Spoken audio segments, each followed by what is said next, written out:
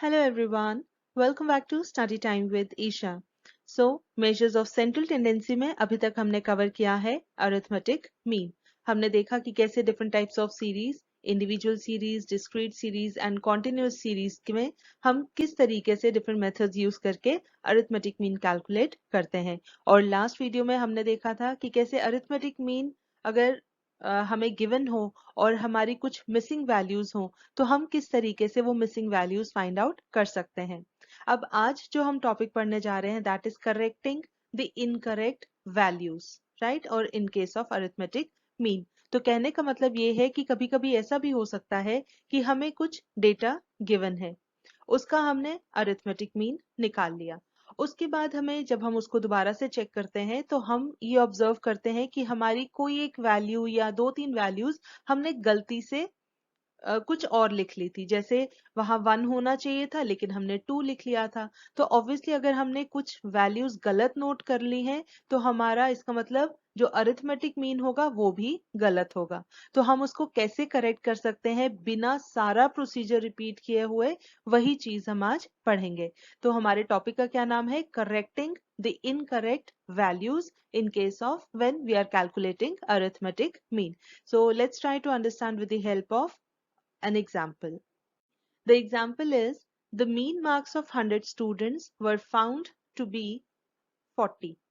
Later on, it was discovered that a score of 53 was misread as 83. Find the correct mean corresponding to the correct score.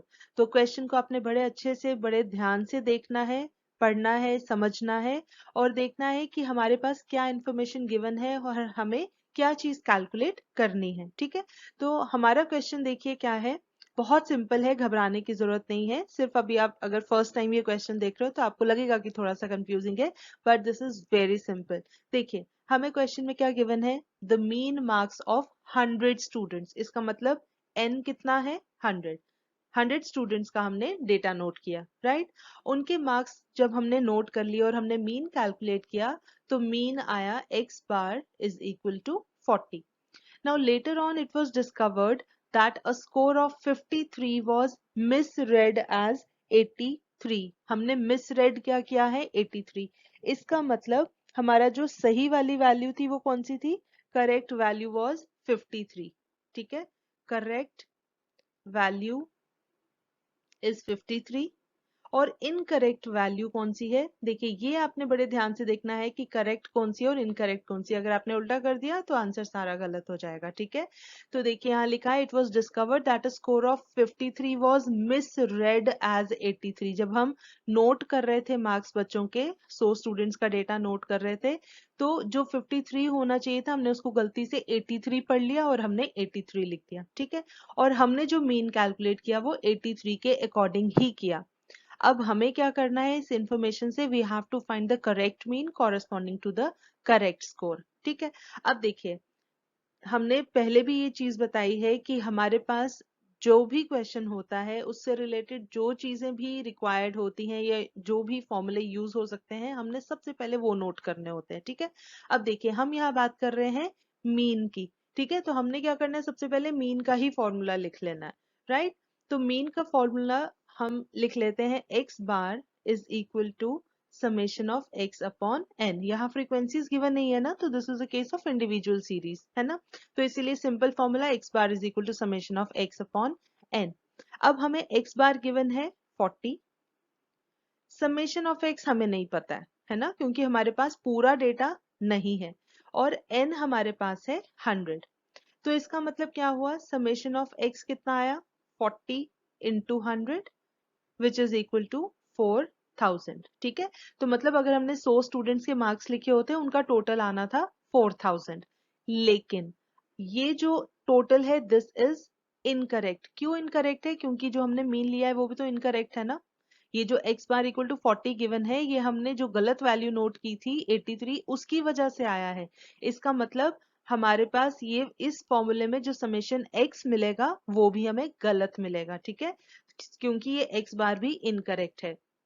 तो इसका मतलब ये जो incorrect summation है this is basically incorrect. ठीक है, अब करेक्ट मीन अगर हमें निकालना है तो उसके लिए हमें करेक्ट स्कोर या करेक्ट समेशन पता होना चाहिए। तो वो हमें कैसे मिलेगा? अब हम सारी चीजों को टोटल नहीं कर सकते क्योंकि हमें सारी वैल्यूज गिवन ही नहीं है। तो हम इसको कैसे ठीक कर सकते हैं? देखिए, correct summation x is equal to incorrect summation. उस टोटल में से हमने क्या करना है? जो गलत आइटम है वो माइनस कर देनी है और जो सही आइटम है वो ऐड कर देनी है। ठीक है, प्लस कर देनी है करेक्ट आइटम।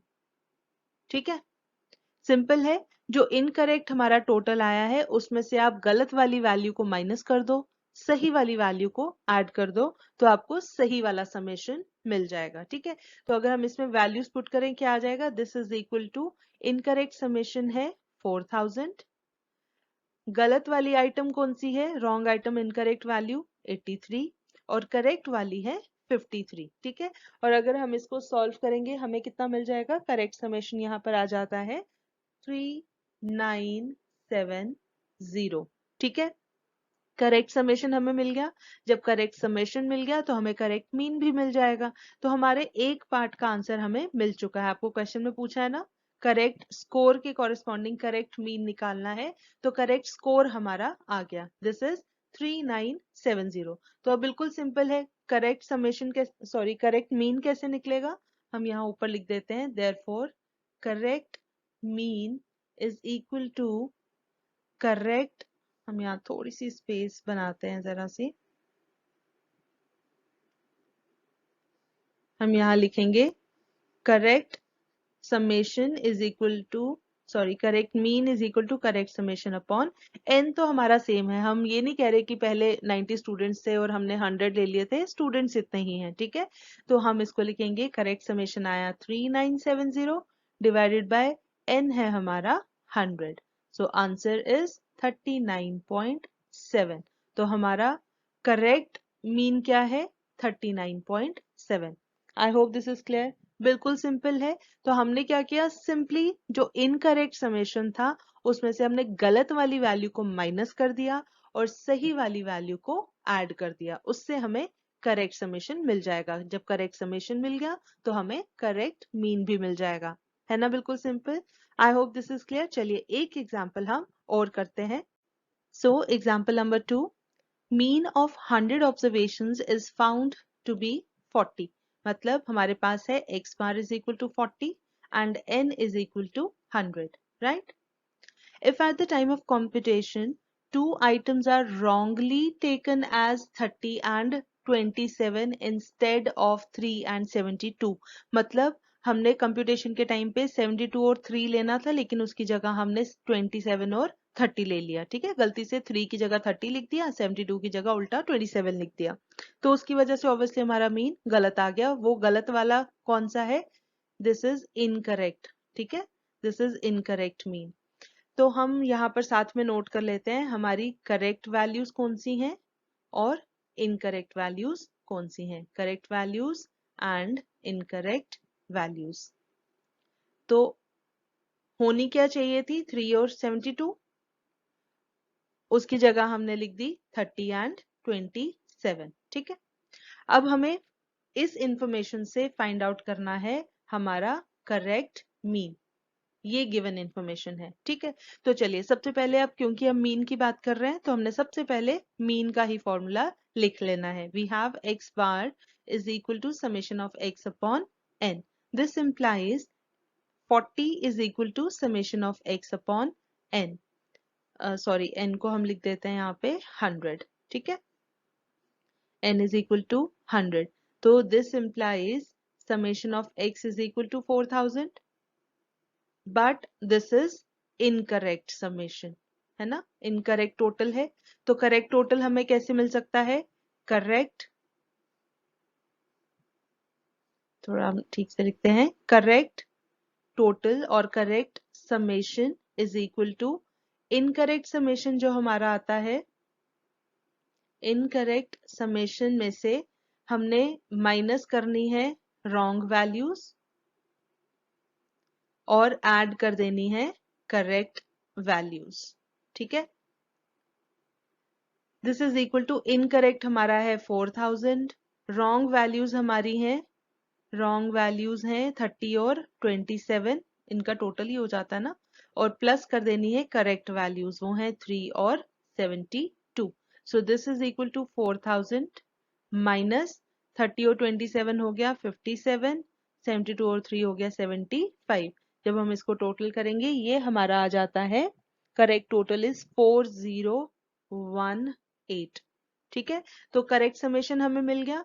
अब करेक्ट समेशन है तो हमारा करेक्ट मीन निकल जाएगा, तो therefore correct mean, correct x bar is equal to correct total correct summation upon number of observations, which is equal to 4018 upon 100। ये आ जाता है 40.18, है ना, बिल्कुल सिंपल। तो इस तरीके से हमें करेक्ट मीन निकाल लेना है। इनकरेक्ट था 40, करेक्ट मीन आया है 40.18। So this is how we have to correct the incorrect values in case of arithmetic mean. ठीक है, जितनी वैल्यूज गलत होंगी वो सब माइनस कर देनी है, जितनी वैल्यूज सही करेक्ट होंगी, सही होंगी, वो सब हमें ऐड कर देनी है इनकरेक्ट टोटल में से। वो करने पर हमें मिल जाएगा करेक्ट टोटल, और करेक्ट टोटल से हमें मिल जाएगा करेक्ट मीन। ठीक है ना, बिल्कुल सिंपल। तो बहुत ही छोटा और सिंपल टॉपिक था। तो अगर इसमें आपको कोई भी डाउट रहता है तो आप कमेंट सेक्शन में पूछ सकते हैं, और नेक्स्ट वीडियो में हम लेकर आएंगे नया टॉपिक। सो फिलहाल आज के लिए इतना ही। With this I take your leave. मगर जाने से पहले अगर आपको ये वीडियो पसंद आई हो तो इसे लाइक ज़रूर करें, अपने जानने वालों के साथ ज़्यादा से ज़्यादा शेयर करें, और हाँ, अगर आपने अभी तक इस चैनल को सब्सक्राइब नहीं किया है तो प्लीज़ इसे सब्सक्राइब ज़रूर करें। हम जल्दी हाजिर होंगे एक नए कॉन्सेप्ट के साथ। तब तक के लिए टेक केयर, बाय बाय।